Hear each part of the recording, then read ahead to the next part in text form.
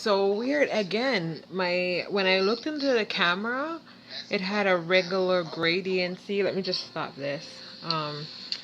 And then now that I'm looking into it, and yes, I'm at home, it's bedtime, and I just wanted to talk about something.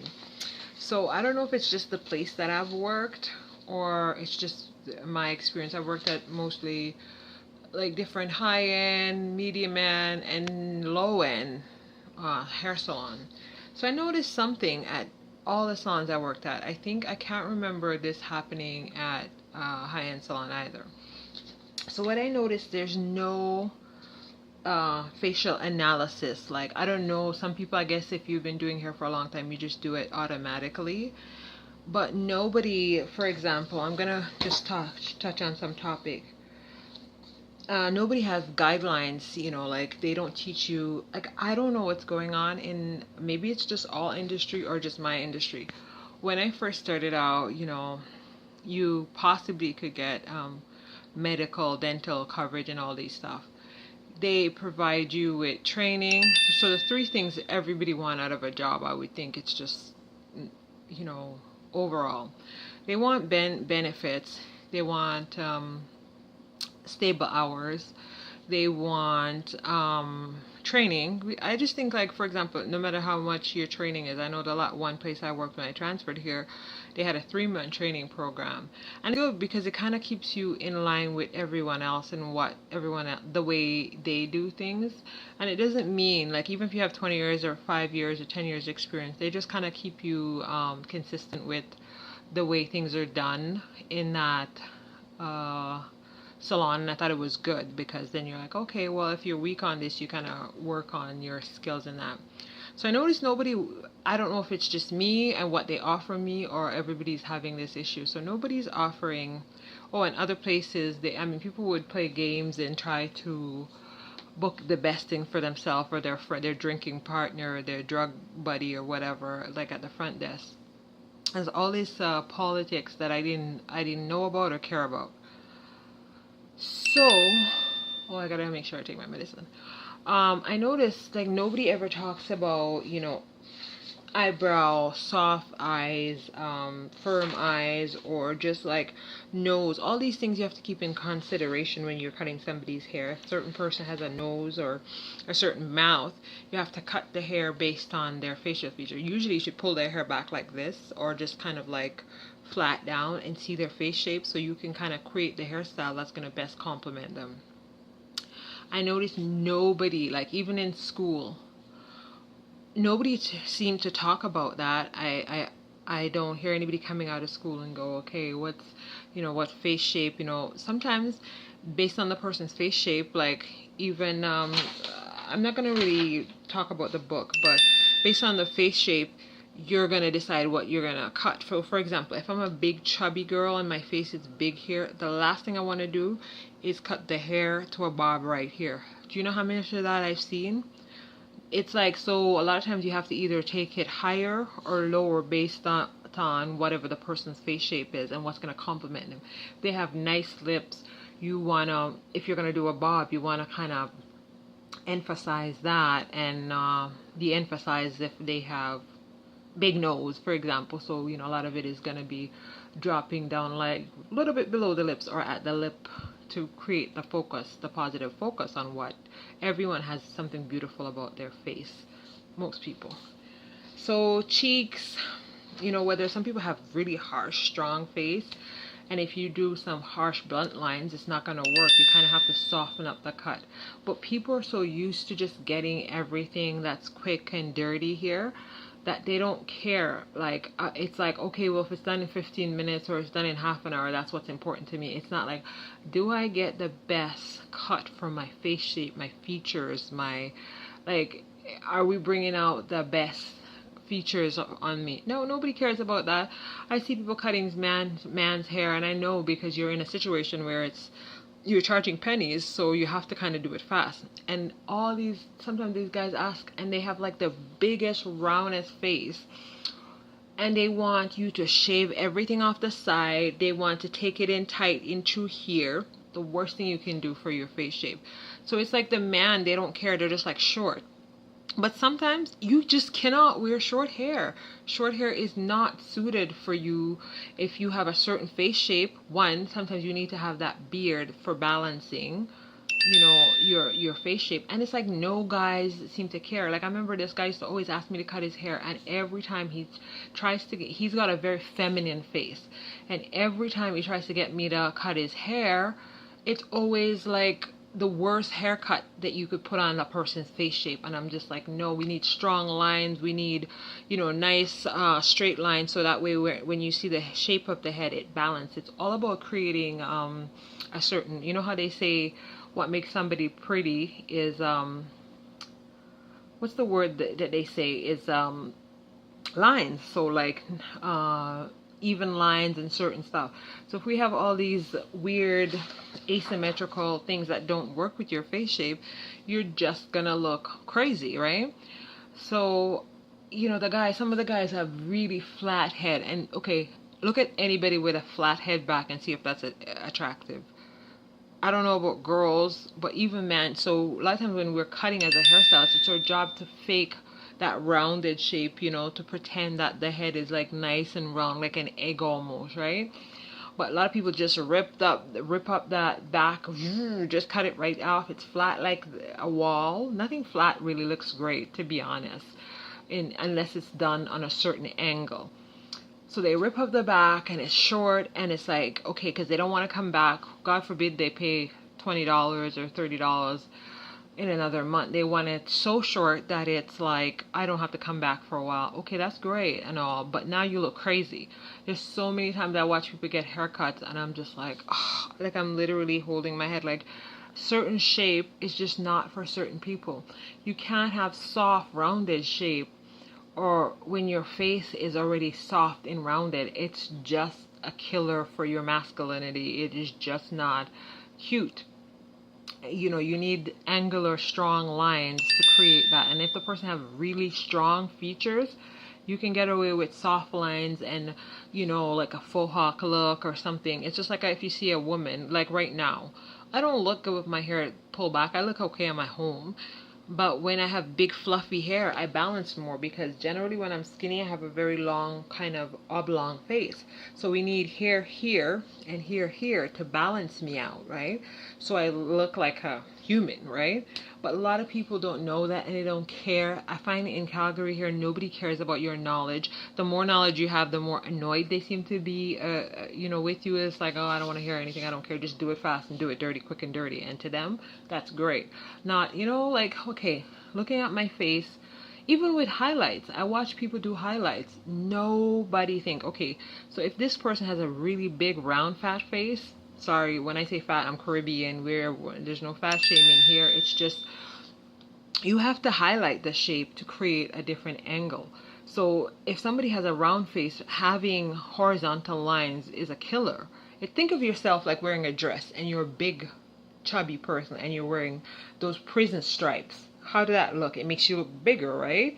White colors make you look bigger. So same thing with hair, like certain features, you can't really have dark hair because it just does nothing for you. But the funny thing is, I see people here, they are very pale, but then they put color like this on their hair, and I'm just like, you look like a ghost, a monochromatic ghost. Just like me, I'm brown. Very rarely am I gonna put brown hair on myself. I don't know, very rarely does it look good. And if I do put brown, the same color as my skin tone, which is caramel, I'm gonna put some blonde in there, or I'm gonna put some dark to kind of contrast the color. Having a solid uniform color is very rarely attractive. Very rarely attractive, and very rarely worth the styling.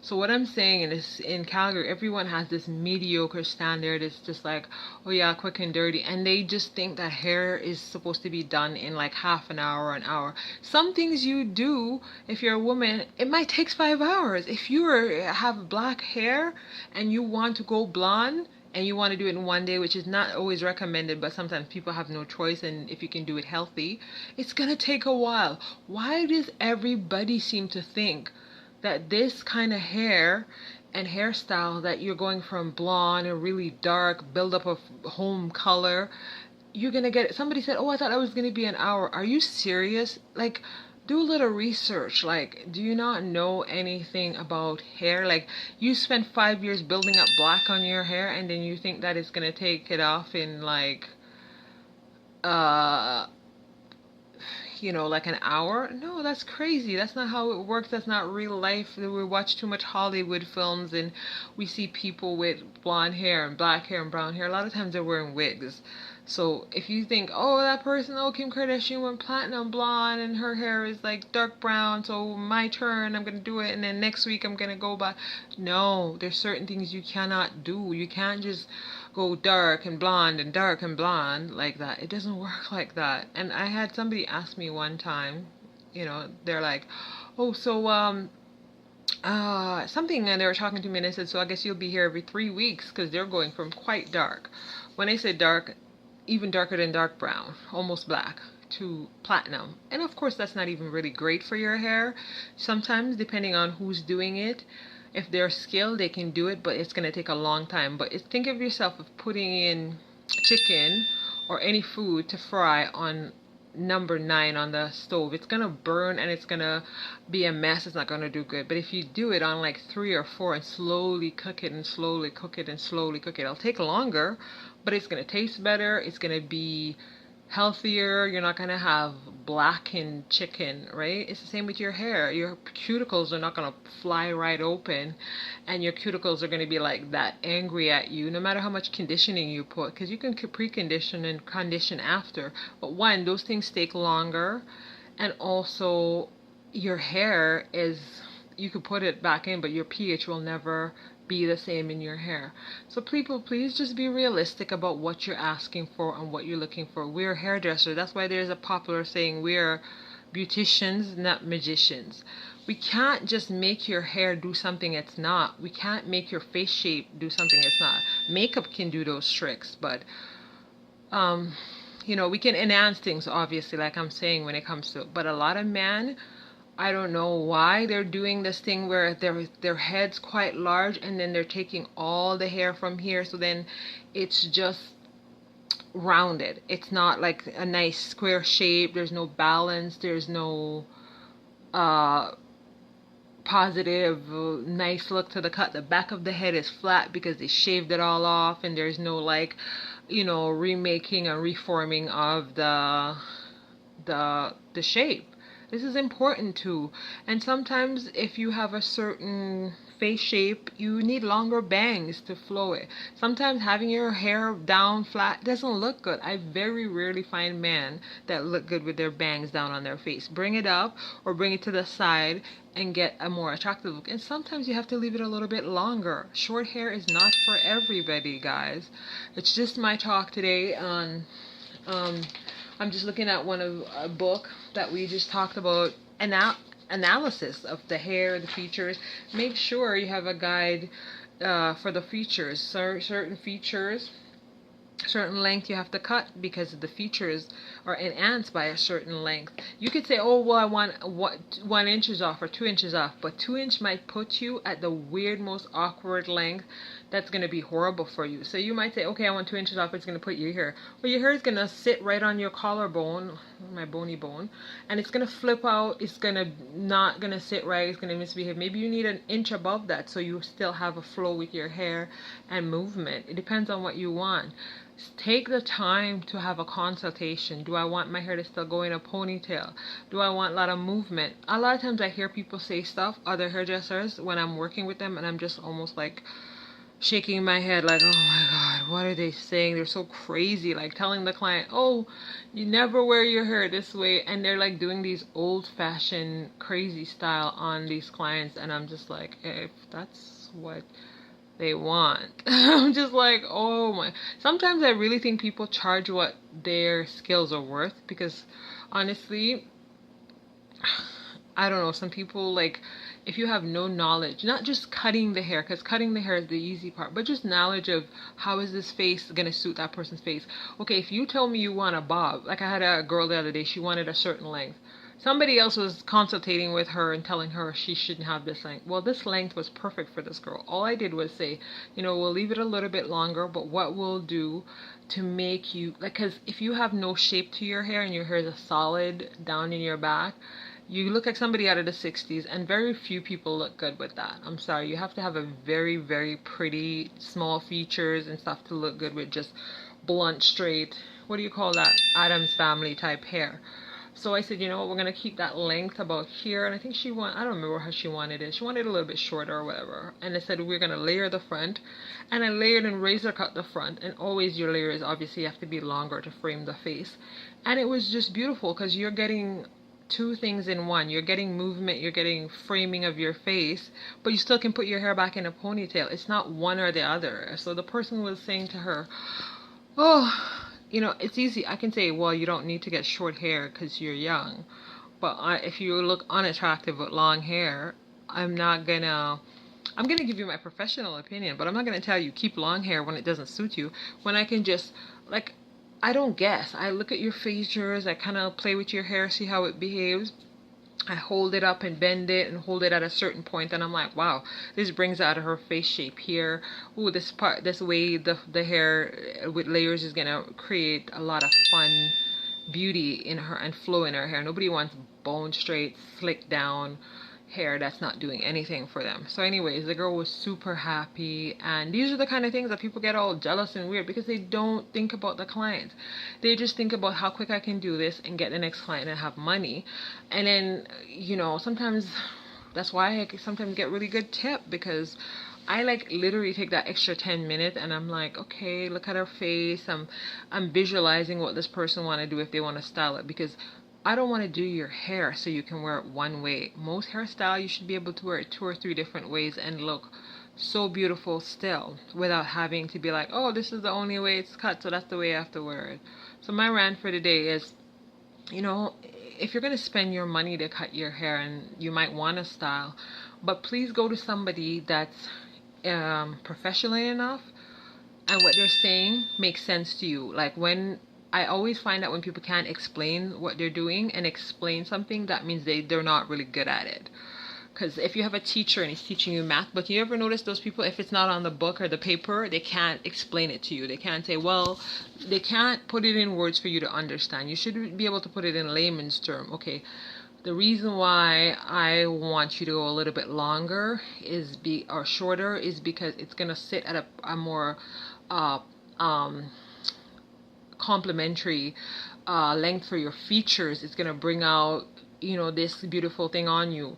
If you go a little bit longer, it's going to sit awkwardly and it's not going to do anything for your features. Like, these are layman's term, but you want to tell people what their hair can do for them. And I think here, I don't know, I don't want to be rude, but in Calgary there's so much mediocre.